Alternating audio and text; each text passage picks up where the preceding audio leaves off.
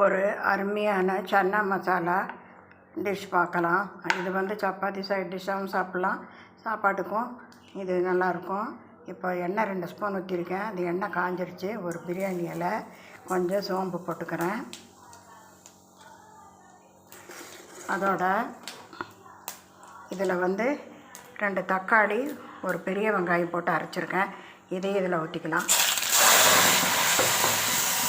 இப்போ இது பச்சை வாசம் போக நல்லா வதக்கலாம். இதோட இஞ்சி பூண்டு விழுது 1 ஸ்பூனு, இதையும் போட்டுக்கிறேன். இது நல்லா பச்சை வாசம் போக வதங்கட்டும்.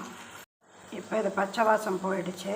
இதோட ஒரு கரண்டி மிளகாத்தூள், அதோட மல்லித்தூள் 1 ஸ்பூனு, இதோட மஞ்சத்தூள் ஒரு 1/2 ஸ்பூன் போட்டுக்கலாம். இப்போ இதையும் போட்டு பச்சை வாசம் போக வதக்கலாம். இப்போ இதில் ஒரு 1/4 ஸ்பூனு கரம் மசாலா எல்லா தூளையும் சேர்த்திக்கலாம். இதையும் போட்டுக்கலாம்.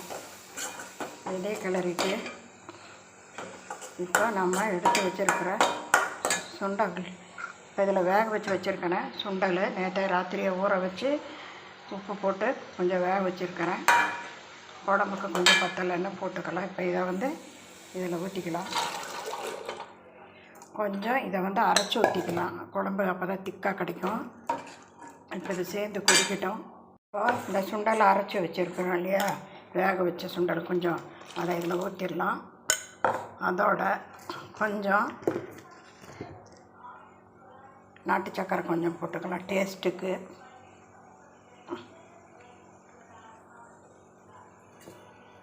இப்போ மல்லித்தழை கொஞ்சம் சேர்ந்துக்கலாம்.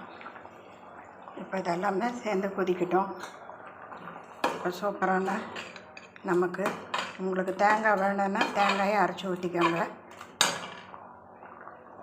இதுக்கு தேங்காய் பால் கொஞ்சம் அரைச்சி அந்த தேங்காய் பாலை தான் நான் ஊற்றுறேன். இப்போ இதுக்கு கொஞ்சம் கடலை தான் உப்பு போட்டோம், குழம்புக்கு உப்பு போடல, அதனால் இது கொஞ்சம் உப்பு பத்தாது, இதை போட்டுக்கலாம். இப்போ சூப்பரான சன்னா குழம்பு, சுண்டல் குழம்பு எல்லாம் சொல்லிக்கலாம். சன்னா சேர்ந்து கொதிக்கட்டும். குழம்பு சூப்பராக ரெடி ஆகிடுச்சு.